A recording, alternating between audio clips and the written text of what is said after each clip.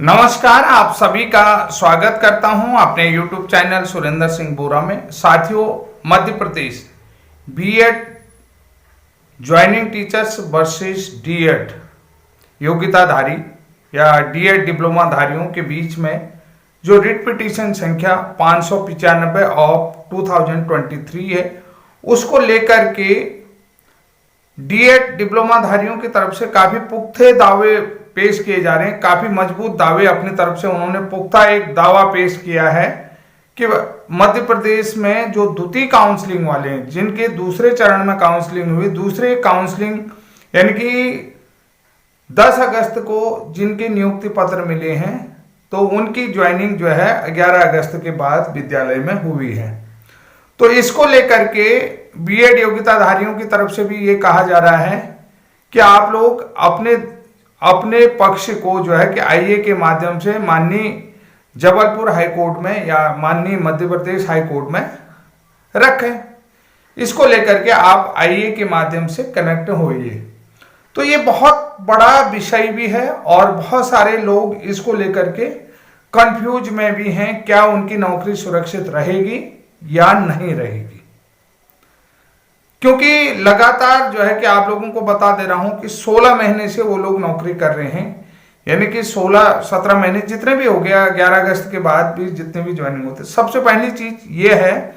कि जो डीएड वालों की तरफ से जो दावा पेश किया जा रहा है वो कितना पुख्ता है, कितना सही है,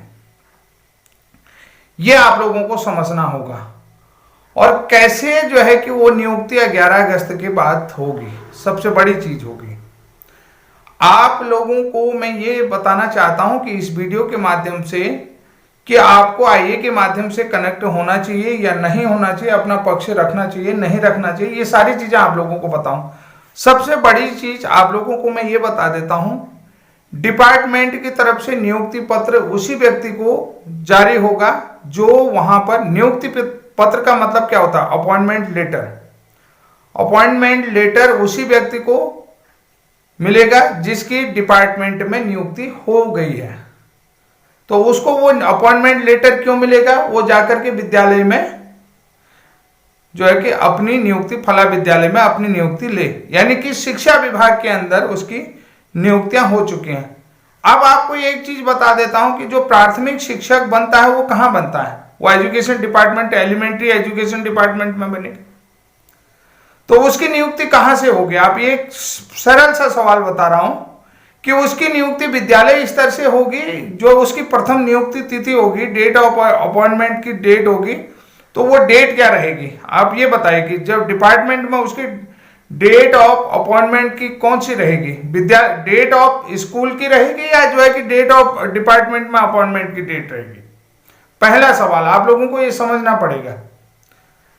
कि आप लोग ये चीज समझ रहे हैं कि डेट ऑफ अपॉइंटमेंट नियुक्ति की तिथि, प्रथम नियुक्ति की तिथि उनकी क्या रहेगी और विद्यालय में नियुक्ति की तिथि क्या रहेगी। अब यहां पर देखिए सबसे बड़ी चीज है डिपार्टमेंट में date of appointment in department, जो है कि उनका जो है कि डिपार्टमेंट में जो उनकी नियुक्ति की तिथि है वो 10 अगस्त है। 10 अगस्त के बाद मान लिया जाए, देखिए सबसे पहली चीज आप लोगों को बता देता हूं, 10 अगस्त डिपार्टमेंट में नियुक्ति के बाद वो सरकारी कर्मचारी हो जाता, वो डिपार्टमेंट का कर्मचारी हो जाता। उस दिन से उसको सारी चीजें क्या होंगी, इशू हो जाती, सारी चीजें उस दिन से डिपार्टमेंट का वो पूरी तरीके से कर्मचारी हो जाता है, यानी कि उसको छुट्टियां भी डिपार्टमेंट के, यानी कि डिपार्टमेंट का अनुपालन करेगा, यानी कि वो संवैधानिक रूप से विभाग से बंध जाएगा। मैं आप लोगों को ये चीज बता रहा हूं कि उस दिन से, जिस दिन से उसे नियुक्ति पत्र मिल गए, जिस दिन उसका अपॉइंटमेंट लेटर आ गया डिपार्टमेंट में प्रथम नियुक्ति का, तो उस दिन से वो जो है कि एक आम नागरिक नहीं रहा, वो जो है कि उसके लिए विभाग के जितने भी रूल क्राइटेरिया, जितने भी विभाग की संवैधानिक शर्तें हैं, उन संवैधानिक शर्तों का अनुपालन करना होगा, जैसा कि आप लोगों को पता है। अब जनरल सी बात आप लोगों को एक चीज ये बता देता हूं कि डिपार्टमेंट फिर जहां पर उसे नियुक्ति पत्र है, तो डिपार्टमेंट फिर उसका वेरिफिकेशन भी कराएगा, भाई उसका कैरेक्टर कैसा है, उसका मेडिकल भी कराएगा, सारी चीजें हैं, मेडिकल भी करवाएगा नहीं करवाएगा, और उसका कैरेक्टर सर्टिफिकेट भी लेगा। उसके बाद अगर उसे जो है कि कहीं जाने के लिए, इसके लिए जो है कि डिपार्टमेंट के अंदर आने के बाद डिपार्टमेंट उसे 1 महीने की भी छुट्टी दे सकता है। डिपार्टमेंट जो है कि उसे 1 हफ्ता का भी टाइम दे सकता है विद्यालय में जाने के लिए। किसी की इमरजेंसी हो गई तो उस दिन से उसको सारी चीजें अलाउ हो जाएंगी। मान लिया जाए सडनली कोई किसी के साथ कोई ऐसी चीजें हो जाती हैं, दुर्घटना हो जाती है या कोई भी चीजें हो जाती हैं और उसे अपॉइंटमेंट 10 तारीख का मिला है, अगर उसके साथ किसी भी तरीके का, एक उदाहरण दे रहा फॉर एग्जाम्पल, तो कोई चीज हो गया तो अगर वो उसको फिट होने में 1 महीना लगता है तो 1 महीने के बाद, क्योंकि वो डिपार्टमेंट को अवगत कराएगा नहीं कि ज्वाइनिंग लेने से पहले, क्योंकि उसे नियुक्ति पत्र तो मिल जाए, डिपार्टमेंट को वो बताएगा नहीं बताएगा, उसे तो जहीं से उसे ज्वाइनिंग लेटर मिला कि मेरे साथ ऐसी ऐसी चीजें होगी, तो इसलिए जो है कि मेरा यहाँ पर ये चीज चल रहा है, ट्रीटमेंट चल रहा है या जो भी चीज चल रहा है, उसके बाद जो है कि मैं फिट होने के बाद इतने तारीख को विद्यालय में ज्वाइनिंग कर लूंगा। तो उसे मिलेगा या नहीं मिलेगा, उस चीज का पात्र होगा नहीं होगा। वो डिपार्टमेंट से, जैसे आप लोगों को पता है EL, CL, CCL होते हैं, इस चीज के पात्र हो गए नहीं, नियुक्ति के दिन से ही आप लोग इस चीज के पात्र हुए नहीं हुए, हो गए। तो अब आप लोगों का जो है कि डिपार्टमेंट में ज्वाइनिंग, प्रथम नियुक्ति तिथि कौन सी आएगी बताइए, आप मुझे बताइए, फर्स्ट नियुक्ति की तिथि कौन सी आएगी। मैं बार बार यही चीज कह रहा हूं कि डिपार्टमेंट में फर्स्ट नियुक्ति जो है कि विभाग में प्रथम नियुक्ति की तिथि कब आएगी। शिक्षा विभाग में प्रथम नियुक्ति की तिथि, प्रथम नियुक्ति आपको अध्यापक के रूप में ही तो मिली है, सहायक अध्यापक प्राथमिक के, आपको जो है कि वर्ग 3 में ही तो नियुक्ति दी गई है, आपको वर्ग 2 या वर्ग 1 की नियुक्ति तो नहीं दी गई है ना, आप डिपार्टमेंट के अंदर नियुक्ति पा चुके। उसके बाद आप जो है कि आपके अंदर विभाग के रूल, नियम, कायदे, जो भी विभाग का अपना क्राइटेरिया है वो लागू होगा। तो वहां पर जो है कि आप विभाग जो है कि आपको नियर टाइम दिएगा, वो आपके किसमें, ज्वाइनिंग लेटर में लिया जाएगा। आपको क्या है कि आज से जो है कि कभी भी 1 सप्ताह का या 15 दिन के बाद आप जो है कि आपको अनिवार्य रूप से फला फला तारीख में विद्यालय में उपस्थित होना अनिवार्य है। आपको ये लिखेगा कि विद्यालय में उपस्थिति होना अनिवार्य है, ये लिखा होता नहीं होता है। और आपने जो है कि नियत तिथि में विद्यालय में उपस्थित होकर के आप जो है कि अपने सारी चीजें जो है विद्यालय में, इस डेट को आपको अनिवार्य रूप से विद्यालय में उपस्थित होकर के नियुक्ति लेना या जो है कि अधिभार ग्रहण करना अनिवार्य है। अधिभार ग्रहण करना है, तो आप समझ रहे हैं अधिभार का मतलब क्या है। आपको वहां पर जो भी कार्यभार है, जो भी आप लोगों को जिम्मेदारी दी है, वो अधिभार ग्रहण करना जरूरी है। तो वहां विद्यालय में आप काहे के लिए जा रहे हैं, पढ़ाने के लिए, तो विद्यालय में अधिभार ग्रहण करेंगे आप, ठीक है। वो अधिभार अपना कार्य जो कि कार्य को संभालेंगे, उस कार्य का संचालन, क्योंकि अध्यापक के रूप में आपको पढ़ाने के लिए, तो आप उस दिन से अपना पढ़ाने का कार्य करना शुरू कर देंगे। अब आपको ये मैं बता रहा हूं कि अगर आप IE के माध्यम से जुड़ना चाहते हैं, कि जैसा कि डिप्लोमा धारियों का एक पुख्ता दावा है कि उन्होंने कहा 11 अगस्त, भाई आपकी नियुक्ति 10 अगस्त को हो गई है, उस दिन से आपके अंदर विभाग के रूल नियम फॉलो होते हैं, विभाग के ही नियम लगेंगे और विभाग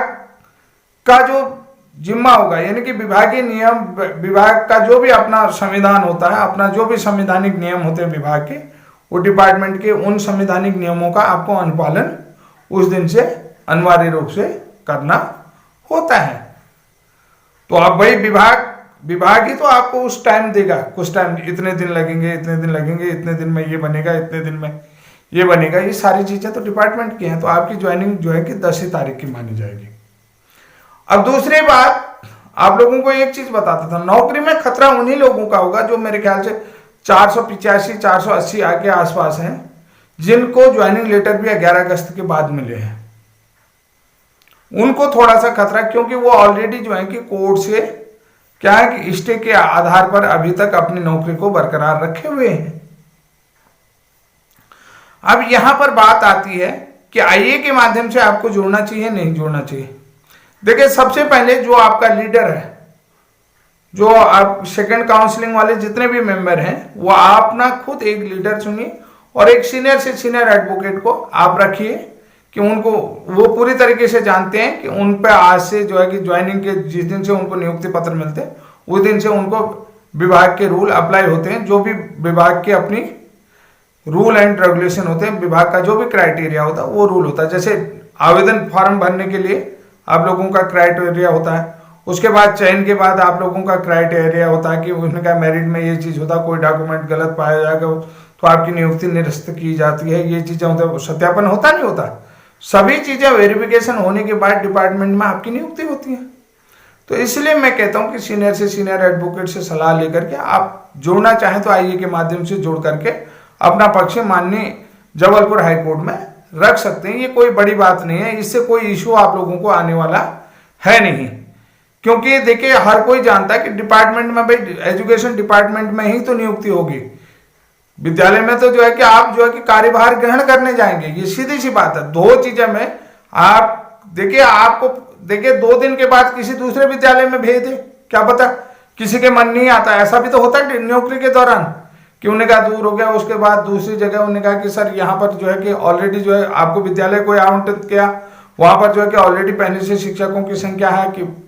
ट्रांसफर होकर के आ गया हो, तो 2-4 दिन के बाद आपको कोई नया विद्यालय इशू कर दिया डिपार्टमेंट की तरफ से, जिला शिक्षा अधिकारी की तरफ से,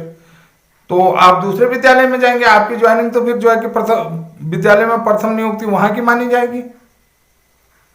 भाई ऐसा भी तो होगा, 2-3 दिन के लिए तो आपका 3 दिन का वहां से थोड़ी वो ट्रांसफर ऑर्डर देंगे, आपसे तो कहेंगे आप 3 दिन बाद वहां ज्वाइन कर लीजिए।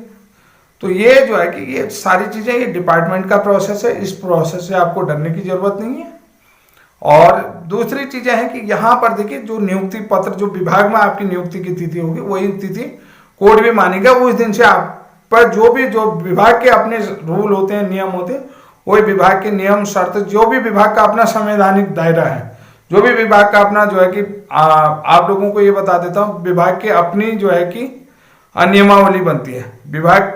की नियमावली के अनुसार ही आप जो भी नियुक्ति की नियमावली होगी उस नियमावली के अनुसार से ही आप पर वो शर्तें और नियम लागू होते हैं। आपको 10 दिन का टाइम दिया तो आप 10 दिन में ज्वाइन करेंगे, आप जो है कि 1 सप्ताह का टाइम दिया तो आप 1 सप्ताह में ज्वाइन करेंगे। तो इसमें कोई ऐसा नहीं है, जितने भी द्वितीय काउंसलिंग वाले अभ्यर्थी हैं। और दूसरी बात है कि मैंने स्पष्ट रूप से आपको कई बार ये चीजें समझा चुका हूँ, आप अच्छे एडवोकेट के माध्यम से अपनी बातें क्लियर करके कोर्ट में रख सकते हैं। अगर आपको आईए के माध्यम से जाना है तो आप अपनी बातें रख सकते हैं, क्योंकि आप लोगों में क्योंकि ऑलरेडी आपकी नियुक्ति जो अपॉइंटमेंट लेटर है 10 अगस्त को मिले हैं। 10 अगस्त के बाद आप विभागीय कर्मचारी होगी, विभाग की शर्तों का अनुपालन करना आपका कर्तव्य है और विभाग की शर्तों के अनुसार ही आप लोगों ने जो है कि विद्यालय में ज्वाइनिंग की है। तो इससे कोई आप लोगों को कुछ नहीं होगा। कहीं भी मैं आप लोगों को बता देता हूँ, यहाँ पर फिर से अगर आपको दोबारा सुप्रीम कोर्ट भी जाना है, वहां से भी आप लोगों को कोई हटाने वाला नहीं, क्योंकि आपकी नियुक्ति 10 अगस्त की मानी जाएगी और जो विभाग के नियमों अनुसार ही आप लोगों को जो ज्वाइनिंग का तिथि दिया है वो ज्वाइनिंग तिथि विद्यालय, क्योंकि विभाग में प्रथम नियुक्ति आपकी 10 अगस्त की होगी। तो इसलिए जो है कि विद्यालय में कोई ट्रांसफर होकर के यानी कि बीएड वाला ट्रांसफर, उसकी भी तो दूसरे विद्यालय में जो है कि विद्यालय में नियुक्ति की थी, जितने विद्यालय में जाएंगे वहां की अलग अलग आती है। ये सीधी सी बात है, यहाँ पर कोई परेशानी का विषय आप लोगों के लिए नहीं होने वाला है। तो साथियों, यहाँ पर आप लोगों को घबराने की जरूरत नहीं। आईए के माध्यम से आप जोड़ना चाहते हैं तो अपने सीनियर से सीनियर एडवोकेट से, जो वरिष्ठ एडवोकेट है, विद्वान एडवोकेट है, उनसे सलाह लेकर के आप आईए के माध्यम से भी इस याचिका से कनेक्ट हो सकते हैं। अब यहाँ पर देखिए कि अगर आईए के माध्यम से जुड़ते हैं तो ये तमाम तरीके के सवाल आप लोगों से एडवोकेट से क्लियर करने होंगे कि हमें जुड़ना चाहिए, नहीं जुड़ना चाहिए, हमें कोई खतरा है, नहीं है। विभाग से भी एक बार क्लियर आप लोग पूछ सकते हैं कि विभाग से कि हमें जुड़ने की आवश्यकता है या नहीं है, विभाग आपके लिए क्या प्रतिक्रिया दे रहा है। कि विभाग को जब नोटिस जारी हुआ है कोर्ट की तरफ से तो विभाग आपको स्पष्ट करके बता देगा कि आपकी जानकारी मांगेगा कि भाई किसकी नियुक्ति कितनी तारीख को हुई है। तो विभाग से ने अगर आपकी नियुक्ति डेटा मांगी है तो डेफिनेटली आपको जाना पड़ेगा। अगर विभाग की तरफ से आपकी अभी कोई डिटेल नहीं मांगी गई है तो एक बार विभाग से आप कंफर्म कर सकते हैं कि हमें जाना चाहिए, या विभाग आपके लिए कोई अलग से अपनी तरफ से तैयारी कर रहा है। ये सारी चीजें विभाग भी अपना एडवोकेट उतार सकता है आपके लिए, ऐसी कोई बात नहीं, वो स्पष्टीकरण रख सकता है। ये सारी चीजें आप लोगों को अपने स्तर से भी विभाग से कंफर्म करने की जरूरत है, क्योंकि आप ऑलरेडी विभागीय कर्मचारी हैं। विभागीय कर्मचारी हैं तो आप बिना अनावश्यक विवाद में भी नहीं फंसने, इसे अनावश्यक विवाद में जाने से भी बचें। ये भी बहुत जरूरी सलाह आप लोगों को कह रहा हूँ, क्योंकि सारी चीजें आप कंफर्म करके ही चलें तो ज्यादा अच्छा रहेगा। तो साथियों आज के लिए इतना ही, तब तक के लिए जय हिंद, जय उत्तराखंड।